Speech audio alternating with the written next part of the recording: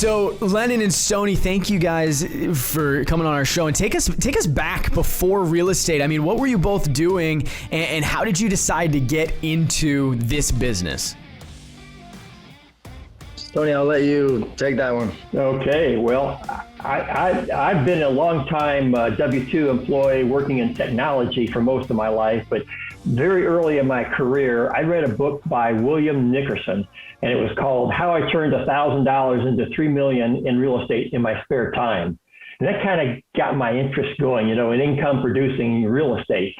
And it was kind of the Rich Dad, Poor Dad many years before Rich Dad, Poor Dad. But I was so wrapped up in my career, I just was focused on that. I did some investing on my own with some investment properties and so forth, but not really too serious. But then back many years later, in 2002, actually, I retired from my work and did some traveling around with my son, my growing son, and enjoyed that. And then back about 2015 or so, I rediscovered my interest in income-producing real estate. And so I started to read some books and get into podcasts and everything like that. And I actually had put off reading Rich Dad, Poor Dad because with that kind of a title, I kind of thought it was maybe one of these, get rich fast, schemes and things like that. So, but it was just so popular that when I did read it, I find out, oh, this is why it's so popular. I mean, it's a whole mindset change, obviously. So that kind of fit right in with William Nickerson's book and all the advantages of income producing real estate from an income being paid by tenants and all the advantages that we know. So then I started to read it. I got involved with it. And then I started to become, I talked to friends who were in the business, and one suggested I get my real estate license to learn more about it. So I did that. And he then also suggested that I get my CCIM designation for investment real estate. And I did that. I'm a CCIM as well. And so through that, I ended up meeting Lennon, and we both discovered that we were interested in investing in multifamily real estate. And so we got into it that way. And that's kind of a long-winded story about how I got into real estate, but I'll let Lennon pick it up from there and tell his story. I love that, and I love getting the perspective of you were introduced to the concept in the first place by a book, and it's funny what you said about Rich Dad Poor Dad, because my first thought about the first book, the William Nickerson book, was kind of a clickbaity title, right? Like how I turned 3,000 or whatever into like millions of dollars. But I've never heard of that. Have you? Yeah, we're gonna have to pick that up. So Lennon, how about you? I'm sorry, there's actually 3 versions of that book. I think the most latest version is how he turned it into 5 million, but I'll let you figure that out. The number keeps growing over time. Exactly. I love it. So Lennon, how about you? I mean, what were your interests and what were you doing? And you get connected with Stony. Tell us a little bit about how you got into it. Yeah, interesting story, the one how we met. But before that, I'm from Venezuela originally. 2010, I moved after graduating from the university. I moved to the United States to do my master's here in Miami. We're in Miami, by the way. So yeah, I did. I went to school here, got my master's in engineering management, and immediately started working. After that, I started working for a couple of years for a labels printing company. I was doing supply chain management for them and logistics a little bit. Hated it. My boss hated me. I always say that story, and it wasn't working, man. So at that same time, like when we got here, actually in 2000, actually a year before I moved here, we had come to the United States and we had bought a small portfolio of condos here in Miami, and then when we moved, we bought a few other properties. So I was pretty much managing my family's small portfolio here, part-time, basically doing property management and, taking care of the leasing and the repairs, everything really. So I was already involved in real estate, but, I was also working. And then I decided I didn't want to, work for anyone anymore. Did a couple of things here and there, business ventures, like in the truck industry for like a year. That went okay. Didn't love it. And then ultimately I decided that it made a lot of sense to start selling some of our properties in the portfolio. So I figured, well, I'm going to get my license. I did the realtor job for like a year and a half. Didn't love it. I mean, I loved real estate. At that point, I was sure I wanted to be in real estate, but I didn't really love the realtor job. I just didn't love the conversation about buying or not buying a house because of the color of the countertops or something. So, which is fine, you know. I mean, it's just a different conversation that I was interested in. So yeah, investment real estate made a lot of sense. So I started digging into okay, what options do I have in real estate so I can start deploying the capital that we have parked in these properties that are not really making as much returns as they were before. So I figured commercial real estate made a lot of sense. And then we were looking for something that was really passive. You know, so within commercial real estate, we looked at multifamily properties that made a lot of sense, not only because of it's like it was simple to understand, but like I started studying a lot of trends and what was happening in the industry in general, and like how people were starting to rent more than buy, and ownership. So multifamily real estate made sense. And then within that industry, I figured, well, what's the best way to go passive in this so that my family can actually have their money work for them and grow it in a safe way? So that was basically syndications or pool investing, how some people call it. Ultimately, that's... Lennon, we're going to get into that. I think that's going to be like a big piece of, you know, our conversation today. But before we step into that, I actually want to ask you about something. It's maybe a little out of left field, but you came to the United States to do your master's degree. And my question for you, because I think it resonates with a lot of our listeners, there's a lot of people who follow the traditional path of high school to university to, you know, maybe graduate school, and then they get out and they find themselves in that spot that they hate their job. And that was a common theme. I hated this, so I went to this. I hated this. I even got into real estate as a realtor and kind of didn't like that either. How did you face the fear of being like, I devoted so much of my life to this and now I want to step away from that? I mean, did you go through like a period of, am I doing the right thing? Or how did you approach that? Yeah, great question. You know, it was a tough decision at the beginning because I went to school for all these years for engineering, and at the end of the day, I never really worked on what I went to school for, like that, you know. So just sometimes you stop and feel, okay, well, did I waste my time, you know, all these years? But I actually, you know, I decided, well, you know, it doesn't really matter. I'm gonna go and try different things. I wanna, you know, I have to support my family, and I started again trying, you know, things here. One was I bought a 18-wheeler truck and I hired someone to drive it, and I wanted to grow that business. Scaling was a little bit of a challenge there, so I decided, well, this is going to be too much. And all that time I was always managing the portfolio. So, you know, my family was always involved in real estate. I figured, well, let me give this a try, because really the decision was kind of easy, because getting a license, it's, you know, you only have to pay like $1,000 total, and it's really easy. And I was going to save all this money in commissions from selling the properties. So that was really, you know, an easy decision for me. Once I was in the real estate industry, I just loved it, you know. So I just had to figure out where did I want to be in the real estate industry. It's so big, that so many options that you have, that you just have to try different things, you know, weigh the pros and cons of each approach into investing in real estate or just being in real estate in general. And I figured, well, yeah, this is definitely the industry, and commercial real estate was the best option for me.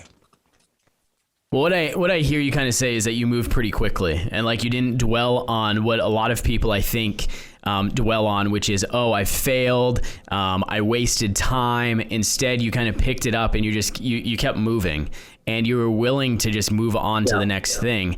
And for any listener that's out there, like I'll say that right now, you've got to keep moving. You got to move fast. And that's kind of this concept of, you know, it's not really failure, but I'm still going to use this phrase of like fail fast, fail forward, and keep moving in the direction until you discover and land on what you want to land on. So really quickly, like, how did you guys meet? So you both are like, all right, multifamily is where we want to be. We want to figure out passive. Tell us quickly how you met, how you got into business together. And then let's start talking about like raising capital, because in the investing space, the question that Joe and I get more than any other question is definitely that. How do I get the money? So how did you guys meet? And then let's launch into that conversation.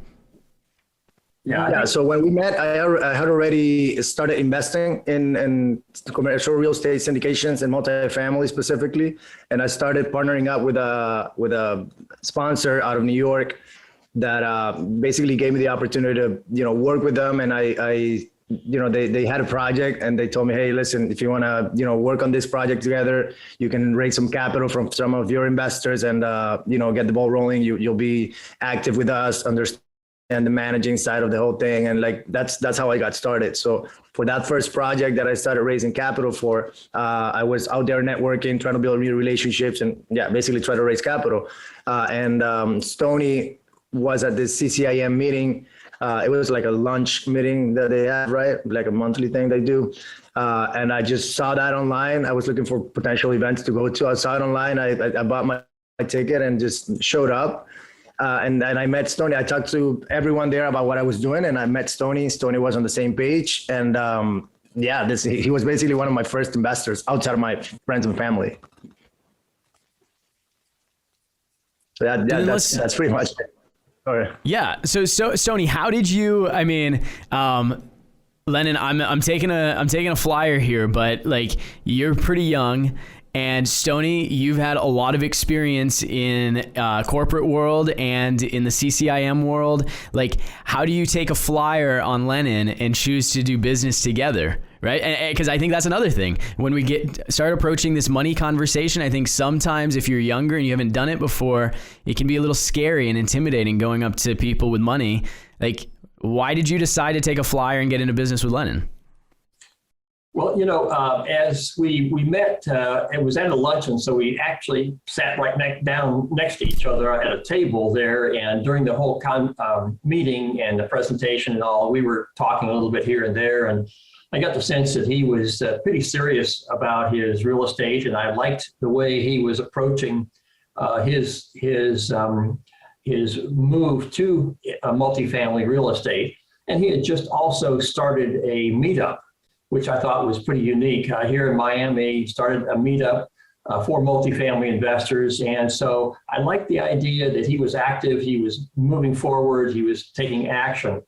And so I wasn't certainly about to invest with him at that point in time. But I was also in a kind of a learning mode with multifamily myself. And so I attended his multifamily meetups. And I've kind of helped him out a little bit on some of those. And as I got to know him more and more, I liked the way he did business. I liked his approach and his ethics, basically, because I think Miami has a really strong entrepreneurial approach here, and we have a lot of small business owners down here. A lot of people trying to start businesses and work out with different industries, and I just thought that it was a good flyer to take with Lennon, and so I invested as a limited partner initially, just as kind of a trial, and kind of eased into it. And I think that's a good way for a lot of people to start off investing in commercial real estate, especially if they're a little bit not sure of the whole aspect of it and what the advantages are and so forth. And so that's what I did. You want to go? You want me to go? Go ahead. I feel like I'm just like hogging the mic today. I'm waiting until we get into the nitty gritty. I like to get right down to the weeds of the strategies. Yeah. Okay. So let's talk then about raising money. All right. It's a huge topic, and I'm just gonna throw it to you guys. Like, where I'm a brand new investor, and I need money. Like, what's the approach? Like, what do we look for? What do we ask? Who do we meet? Yeah, I mean, it's this answer, like, it's the answer that everyone gives, but it's pretty much the truth, right? Like, it's about trust, right? Like, no one's gonna give you money if they don't trust you somehow, right? You have to build that trust. So the easiest way to start is with the people that already trust you, and that's gonna be friends and family. So that's obviously, that's the first network that you need to tap into, and you just need to tell people what you do. Like, we sometimes get scared and we assume that people know what we're doing. And I don't know if it's an ego thing or something, but sometimes you just post something about what you're doing on social media, or you just start telling people in a party, and you assume they know. But once you start telling your story and what you're focused on right now, you realize they had no idea. I mean, it's like, okay, well, you better start talking. You better start talking and better start showing up to different, parties, like your uncle's birthday that you didn't want to go. Just go, go talk to your family, talk to them, and just show that you're serious and passionate about what you're doing. Obviously, if you've had previous success in another industry or just in business in general, that will help. But if not, I mean, that's the people that are gonna be more willing to invest with you. Then beyond that, it's really a marketing game, man. It's just being there, creating content, showing people, educating people, and ultimately trying to build that trust without having to spend all the time that you typically need to build a relationship with someone in person. Right now we have social media, we have all these tools that allow you to build trust without you actually meeting anyone, right? Eventually at this point, we start getting investors or people that want to invest with us. And we've never talked to them, but they feel that they know us, for many years because they've been watching our videos or, listening to us on podcasts or whatever it is. So that, again, but it all boils down to trust. Well, I love what you said there about we assume sometimes that people know what we do or what we need, and oftentimes they have no real clue. They might know we're in real estate, but they may not know the opportunities that surround them, and we may not realize the amount of money that is potentially available within our friends and family alone. I mean, not only cash assets, I think about equity and property and the way that we can leverage equity and property to then go reinvest in additional property and tapping into those resources locally. Yeah, Joe, I call it the arrogance myth. All right. We tend to think that it's arrogant to continually put out content that tells what we do because we assume they know and they're getting sick of it. And sometimes even people say like, oh, why do you post so much about yourself? Well, guess what? Here's the deal. It's actually more arrogant of me to think that everyone's tuned in to what I'm doing 100% of the time. They're not, right? Yeah, and that's why we continue over and over and over to tell our story because people aren't. They're busy. They're doing things. I mean, I've been out of the insurance industry now for like 7 years, and I still, 5 years, and people still think I'm in insurance. Like I'll get calls and be like, "Hey, can you quote this? Can your company do?" I'm like, "My company doesn't exist anymore." Like, what are you talking about? But it's like this arrogance myth, and flip your mindset on that. Flip your mindset. I cut you off, but I just think that's an important point. Yeah, well, and I think my next question for you guys is to be able to approach people you know, or even people you don't know. I imagine you have to have a pretty firm grasp on what your company's purpose is and the strategy behind it. So can you talk to us a little bit from a higher level? What is your company's purpose? And then what are some of the strategies that you implement to help your investors see returns on their investment? Yeah, I think in my case, to expand a little bit more on your point there, I had most of my career in something else, another business and in technology. And so, they didn't realize that. So all the promotion or the posting on social media and so forth is all aimed towards kind of educating. And it's not really, you're not really a pushy sales kind of a thing. You're just talking about what you do. And people have a natural interest in commercial real estate. When they hear you're in commercial real estate and you're investing in it, especially in commercial, because it's such a challenging area to understand if you're not in it.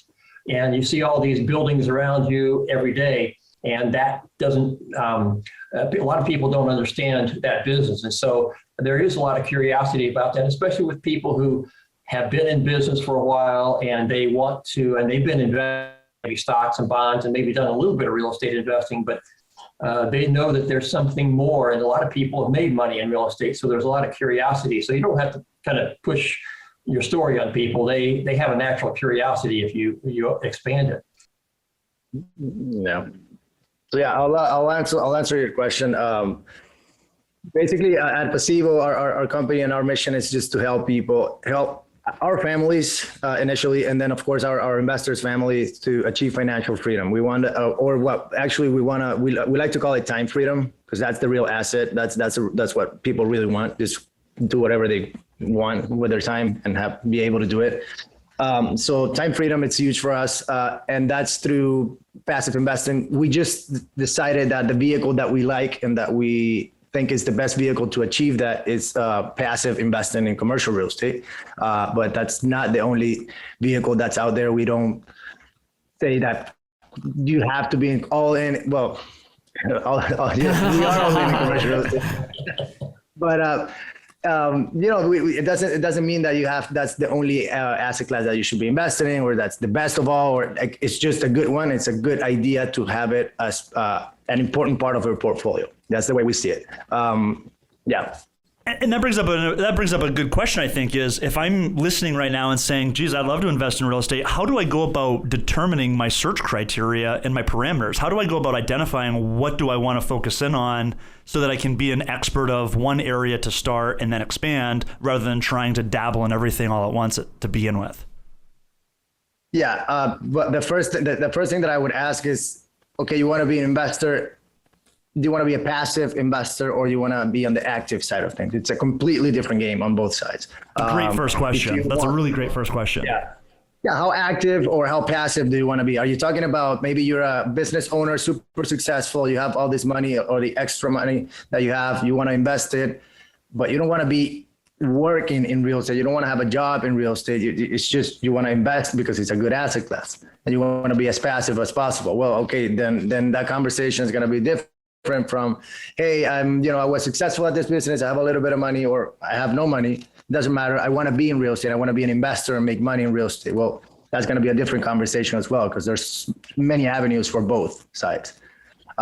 So typically for us, we work with people that are looking to be passive investors, right? Successful business owners, busy professionals, people that, they somehow came into money, or they had an inheritance, or whatever it is. They just have money to invest, and they want to be passive. They don't want to be doing anything like property management, or they don't want to be flipping houses or nothing like that. They just want to be passive investors. So for them, we have this concept or this strategy that we use to buy the properties that we buy and then to provide returns for our investors is it's called real estate syndication. It's basically putting together a bunch of resources. It's a group of people, a group of professionals pulling together their resources, mainly equity, mainly money, but then also knowledge and experience and everything. You build a team, you identify a good opportunity, then you put that opportunity or that project under contract, and you look for the investors. The investors bring the majority of the money. We as sponsors and as a sponsor team or managers, we take care of absolutely everything except for, well, we raise all the capital, but the investors bring, that's the only responsibility that they have. We do everything else. And ultimately, of course, they get the majority of the deal. We get a piece of the deal because of that risk and all that work that we're doing. And we share all the benefits of owning a 100, 200, 400 unit apartment complex, for example. And of course, when you say, they get a majority of the deal and you get a piece, you're referring to the equity, which ultimately then determines the cash flow and the profit once you begin to sell. You mentioned syndication, and from my understanding of syndication, let me just ask you as a question, does that require credited investors only, or what can you tell us about credited versus non-accredited as it pertains to your business? Yeah, so you have depends on the legal structure that you have for the project. You have different options. if it's a project that you do, so there's different rules and regulations under the SEC guidelines, okay? The Securities Exchange Commission, whose purpose is to, in theory anyway, to protect the investors, okay? So if you have, for example, a project that you do under Regulation A, that's gonna be, it takes a lot of time to put together all the legal paperwork to have an offering under Regulation A. But if and when you do it, you will be able to raise money from accredited and non-accredited investors. You can market the opportunity online and everywhere. Like you can do whatever you want. You can take money from whoever you want, from $1,000 to $5,000 to $100,000. Doesn't matter. That's one thing. The type of projects that we do are under Regulation D, and there's different rules under that one. 506C and 506B are two the main ones, right? If you have an offering, like we call it like a 506C offering, that means that you can publicly advertise the offering to anyone out there, but you can only work with accredited investors. And for those that are listening that don't know exactly what an accredited investor is, it's not like you have to go somewhere and get accredited. It's just if you have $1 million net worth or more without including your primary residence, that makes you an accredited investor. Or I guess, if you have a income of $200,000 and you've had that same income for the past 2 years, and you have the expectation that that's going to continue to be that way in the future. And if it's 300,000 if you're married. Okay. So those two are like the main. Can I park there for just 1 second? Was there, and you guys probably know this better than us, didn't the SEC release recently, like in the last year or two, a way to actually test into accreditation? Is that a real thing, or did I just make that up? Yes. So basically, if you have there's different licenses, like Series 7, Series 6. Stony, you probably know more about this than I do, but there's different licenses that you can get.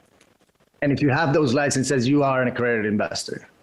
So the income and net worth requirement are like the main ones for in general. But you can be accredited in the sense of, for example, if you're part of the sponsor team and the project, that makes you accredited and you can be a limited partner on that deal. Okay. So there's different ways to invest in the deal without having the income or the net worth, but those are the main ones. Okay. That's very helpful. So, thank you. Yeah. So then ultimately that says you have 506C, you can take only accredited investors. You need to take different steps in order to make sure that those investors are actually accredited. And that's that. And then you have another type of offering, which is Regulation D 506B. And for that type of project, you can take as many accredited investors as you want, and up to 35 non-accredited or sophisticated investors. Okay. But the thing with that, or the catch on that one, is that you cannot publicly advertise that deal. You can only take accredited or non-accredited investors up to 35, but you have to have a pre-existing substantive relationship with them before putting the offering in front of them. What does that mean? It's a little bit of a gray area, but ultimately it means that you know what the investment goals are for that person. You have a relationship with them in terms of, basically understanding who they are, what their financial status is. Like you have the knowledge, and that they understand the risks involved in the deal. Like there's different questions that you should be asking the investors to understand, where they stand financially and what their goals are. When you get into an offering like that, are you doing some type of a profile sheet to keep on hand so that if you ever do run into issues or challenges, is that the best way for someone who's syndicating that type of offering to protect themselves? Yeah, I think in every case like that, the investors have to fill out a form that identifies where they're getting the money from, where they're investing it from, and their background, and they have to self-certify that they are accredited. And it's not a formal process that like some other investments might require, but it's self-certifying that. And so they do that. And in that way, we do have all the information that is required to make sure that we track their investment for them and their percentage and so forth. If I can too, give a real simple analogy that might help some of your listeners understand the syndication a little better, is it's like an airplane flight. We're the general partners. We're the professionals, if you will. We're in the cockpit flying the airplane, and the investors are the passengers in the airplane. So we control everything. We take the liability and responsibility for it, and the investors can take advantage of investing without having to do a lot of work. And they just get a K-1 at the end of each year and give that to their accountant, and that's all they have to do. And they get all the tax advantages and so forth like that. So that's a simple analogy. Well, you guys have obviously given us a ton of details around syndication and some of the legalities and red tape to be aware of for our listeners to at least go explore, depending on the type of assets they want to invest in and how they want to market and raise the capital. Talk to us a little bit about your strategy to ensure that your investors get returns and what type of returns typically investors should expect working with a company like yours. Yeah. Sure, great question. Well, for us, the first thing that we're looking at is capital preservation. It's the main thing. And I always tell this story about when I got started. My mom told me, hey, listen, okay, you're going to manage the portfolio. You can do whatever you want with it. First of all, just don't lose my money. Then you can talk to me about, if I'm going to get returns, if it's going to grow, whatever, but just don't lose it. And that's the way we approach that conversation with all of our investors. It's okay, how do we position ourselves and the type of, from the asset class and the strategy and everything that in the structure and everything that we do to buy these projects comes with a capital preservation mindset first. And then of course, we want to have cash flow, and then we want to be able to grow that capital year over year, or the invested capital. So for capital preservation, so we're in the commercial multifamily space. That just means any property that's 5 units or more. So we're buying apartment complexes, and first of all, it's an asset class that we just think it's the most recession, not proof, but resistance, okay, or resilient, if you will, when it comes to a recession.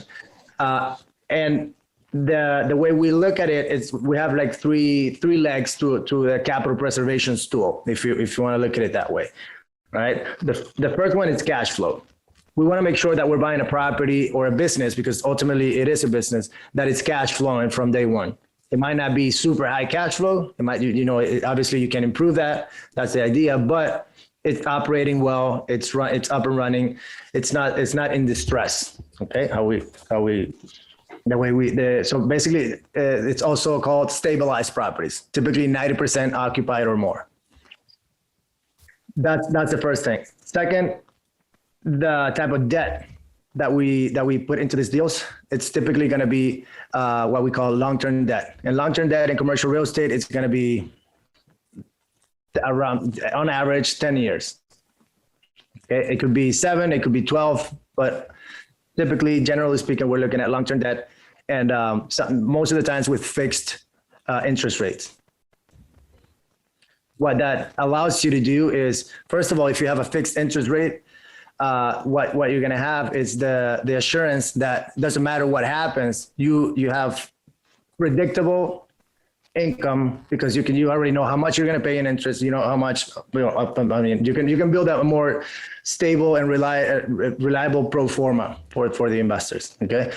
But the long-term aspect of the debt is what's most important, because what this does is if you have a business plan for the project that's 5 years, and you have a 10-year debt, then doesn't matter what happens in the economy. If you're cash flowing first and you have the right debt, then it doesn't matter if the actual value of the property or whatever happens, If you're still cash flow and you can't really sell the property because the value is not there on year 5 as you planned, well, it doesn't matter. You're still cash flowing, right? So cash flow saves you and lets you basically ride the wave, and you can come maybe and sell in year 8 or year 9 or whatever, just before year 10.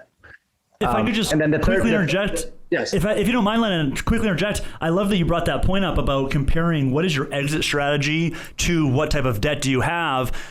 Different scenario, but same exact principle. David and I had a project we were working on. The plan was for it to take 6 months. We got debt for a year, and thank God we did, because we needed 10 of those months. We went way overdue based on some contractor issues, et cetera. So that I just wanted to re-emphasize the value of what is your exit strategy, and then basing your debt, making sure that you have that cushion, that buffer in case things don't go to plan, like you mentioned with the economy or whatever the case. 100%. Yes, no, 100%. And that's why, this is all for capital preservation, just because, well, yeah, the long-term fixed rate might be a little bit more expensive. It might be a little bit more of a hassle. Okay, that's fine. And returns with that type of debt might suffer a little bit, but again, it doesn't matter. We're doing this because we're trying to preserve capital first, right? So yeah, and ultimately when we say long-term, typically 10, 12 years, 7 years, it doesn't matter. As long as you have some cushion and it's a longer term debt than what your business plan is, then you should be all right. And then the third aspect is going to be making sure that you have enough reserves going into the deal.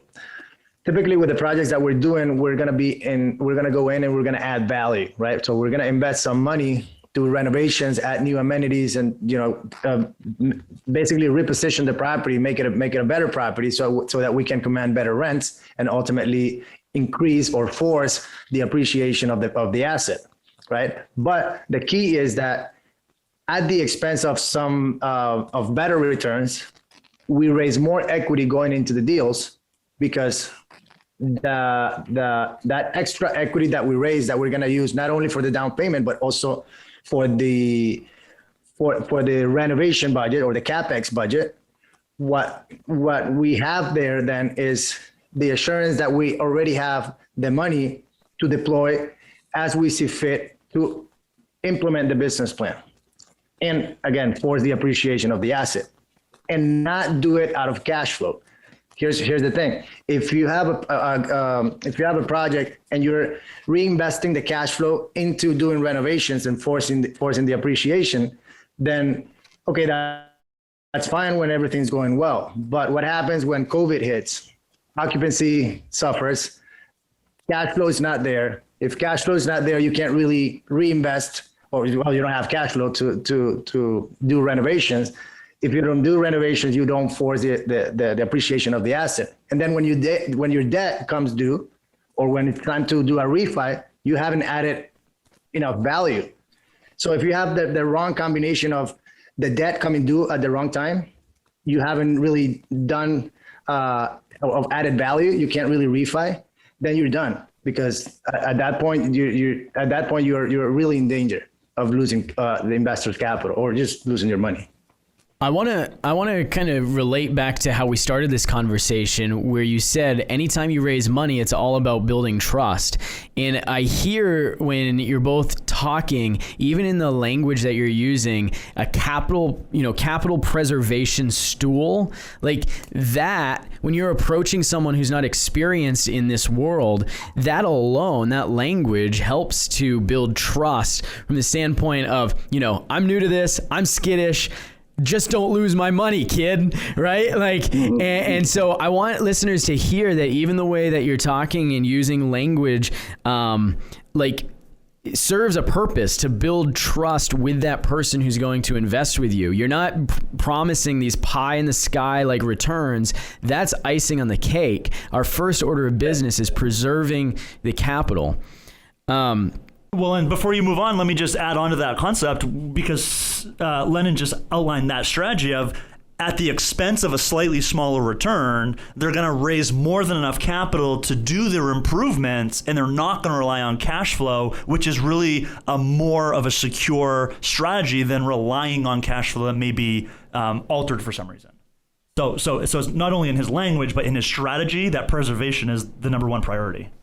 100%. Like, Stony, I want to ask you this. Maybe there's listeners out there who have been teetering on the fence about, like, they have a deal, they need to go raise money. Like, what should a sponsor, what should a sponsor expect to take in a deal in terms of equity and profit or fee? Like, how does a sponsor determine that? Like, what's fair? Well, the first thing for a deal is to have a deal and acquire a property so that the property itself can get reasonable returns for investors. If you're going to bring in investors, it's got to satisfy them first. And then if you can make it so that the fees that the sponsor themselves can charge are reasonable and still provide a good return to the investors, then you determine that. And there's a combination of things. And I hate to be the attorney that says it depends, but it depends. And so smaller deals don't have as much typically in them.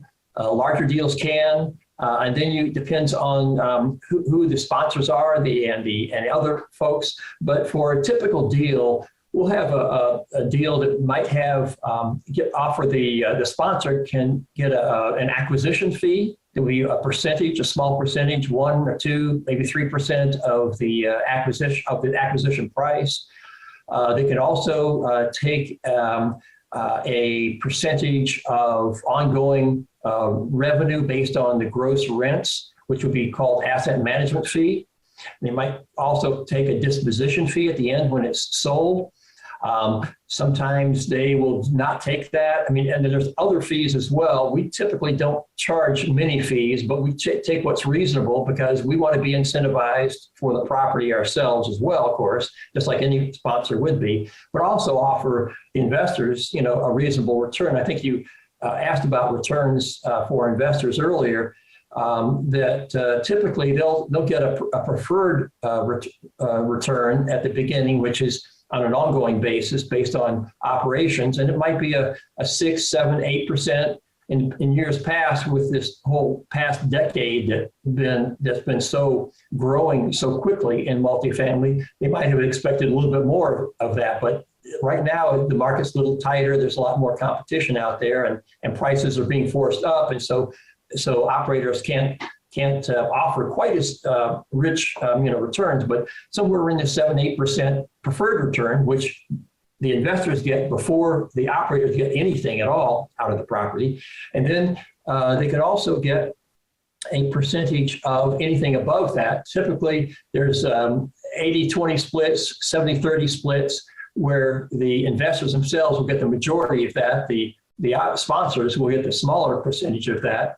And so anything beyond that preferred return might be split that way on the operations as well as on the actual exit equity that comes out of the property at the end of the property's life.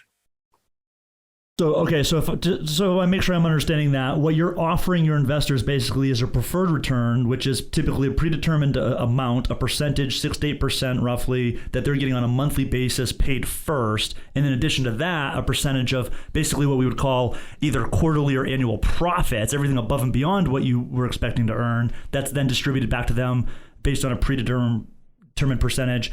My question is, as the sponsor, in addition to your acquisition fee, in addition to your asset management fee, are you also typically retaining equity yourself? And if so, how much as far as a range goes compared to your investors?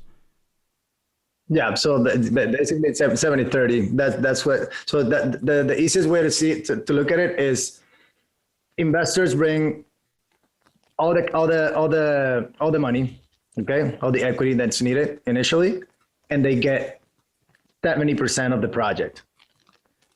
And we, as sponsors, we get 30% of the project, of everything from cash flow, equity, everything, the whole thing. Got it. All the benefits.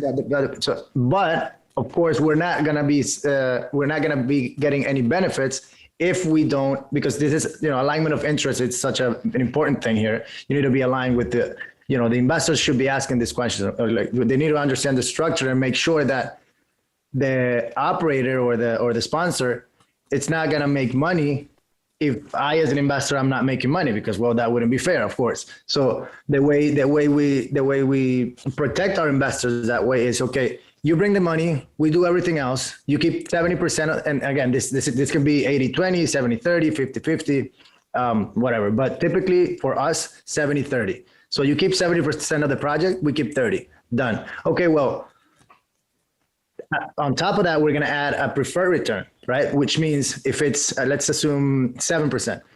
If it's 7%, the first 7% that the project generates, it's for you, for the investor. All of it, 100%. We're not making a dime if you're not making your 7%. Then on top of that 7%, then we start splitting if it's cash flow, then we split the cash flow 70-30. And then whenever it comes time to sell the project, well, we're going to sell tomorrow. If we already covered during the lifetime of the deal, the 7% return, then we're already at that point, which whatever profits we get from the sale, we split it 70-30. And then you have like waterfall structures where if investors make, their 7% preferred return, then on that 70-30 split, they get up to, let's say, 15% IRR. Some structures tell, okay, well, if you get to it's 15%, then we go to 50-50 split, anything above that. So it's like a waterfall. So basically it incentivizes the sponsors to perform better, because if investors hit certain thresholds of returns, then we get more of the project. So that's it. Yeah, so you're incentivized to be better operators. And obviously that is an alignment of interests. And I think what I want listeners to make sure they're picking up on is that as a sponsor, you have plenty of opportunities when you're bringing this deal before investors to get paid, like to be a piece of this deal, because you're in this together. This deal doesn't happen. It doesn't come together. And, for our audience, a lot of whom, are either just teetering on the edge of doing something like this, or just, haven't even been exposed to it at all. You just explained, both of you, how to make money in acquisition, how to make money in the ongoing, and the disposition of the property, all different things, all different ways, and make sure you're protecting that capital and giving your investors a preferred, trusted return. And so that's that. I mean, it's beautifully laid out. I know we're getting in the weeds a little bit, and yet, I think that's what it's about when it comes to this stuff. And all that spelled out in the documents that are provided to the investors before the deal is ever started, so they can make a decision based on all that is written out and spelled out. Yeah. Well, you guys obviously know your stuff, and I think we could talk. I mean, I lost track of time because Joe and I are so into this stuff that we have a lot of fun talking about it. And I think all of you guys out there have learned that Stony and Lennon know their stuff as it pertains to this. But I want to transition us into the last segment of our show, which is 3, 2, 1 action. It's the same 3 questions we ask every guest. Or guests. And so let's go with question number 1. Yeah, I'll start with Stony, then I'll go to Lennon. Stony, who is the one most influential person on your growth and development in this industry specifically, and why? Most influential person in this industry. Okay. Gosh, that's a good question. I'd say Lennon would be. Because we've gone to, investors, I've gone to, I haven't been to coaches and so forth, but Lena and I have kind of learned a lot together. We've been investing together, of course, and we formed our company together to do more deals together. And we've just been really in sync in this whole business. And I haven't depended on anybody else and looked to anybody else to any more education than Lennon. All right, props to Lennon. Yeah, a little tip of the hat. Yeah. Same question for you now, the most influential person on your business. Do I gotta say Stony now? Because now I feel like it. No, man.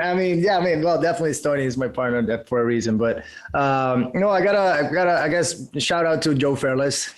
His big name in the syndication and multifamily industry. I started working with him. I said my first passive investing project was with his company, and from then he started, gave me a lot of opportunities to work with him and his company and his team, and allow me to grow in the industry. So for sure, yeah. Awesome. Well, question number 2 for you both. What is the most influential book on your business? Yeah.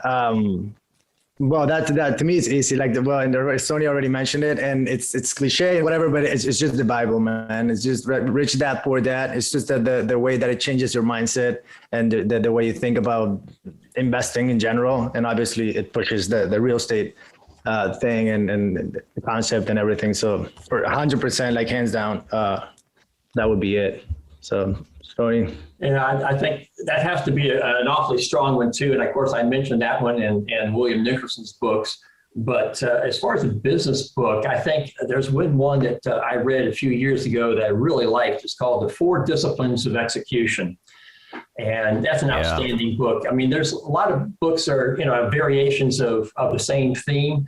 But that one really is how to get things done. And it talks more about, getting actually execution of plans, and when we get an MBA or we talk about business and we put together a plan, that's fine, but it's executing it and getting it done is the key to being successful in this business. And I really like the way they talked about it.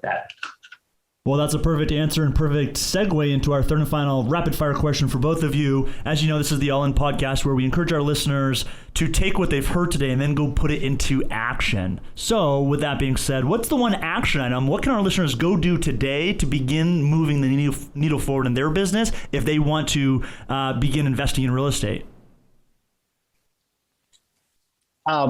If they want to begin, if they want to begin to invest in real estate, I would say just sit down, make a list. First of all, you have 2 columns, right? You have the passive side, you have the active side. On this time, I'm gonna assume you want to be on the active side, right? You maybe want to raise capital, tackle on projects, do your thing. Well, basically, yeah, you need to understand you're now gonna have to trade your time for money, right? That's on the active side.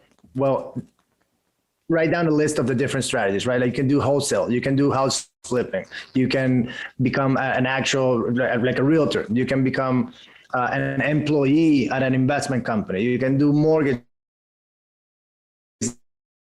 out of real estate. Write down a list and write down the pros and cons. You're going to end up with maybe 3 different strategies, maybe house flipping, and then, maybe being a realtor, whatever. And just give it a try. That's just it, man. Just have to try it. Talk to people that are doing it, maybe get your feet wet. If it doesn't work, it's all good. Just tackle on the next one and that's it. That's the only way. Like books will only take you so far. So, yeah. And I would say, I'll take the passive side. If somebody wants to be a passive investor, then there's a ton of people online that you can find that you can invest as a passive investor with.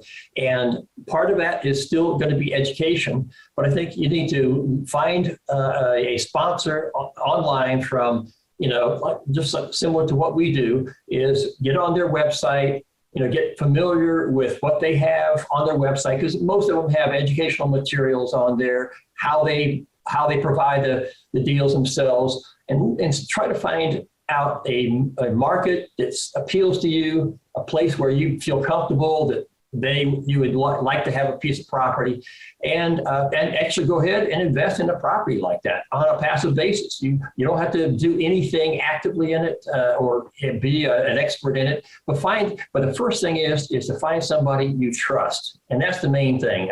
It's somebody that you do a background check on, do a Google search on their background with their name and some of their property names, and make sure that they actually own those properties, or whatever you can do to find out some background on those people. But that's the main thing. I mean, this business is really good. We've got a lot of really good people in it, a lot of people that are really making a difference in this world. But it also has a lot of money, and there's some others that aren't so positively focused. And so just be careful about that. there's not that many, but once in a while you run into one. So just do a background check and make sure it's somebody you trust. Awesome.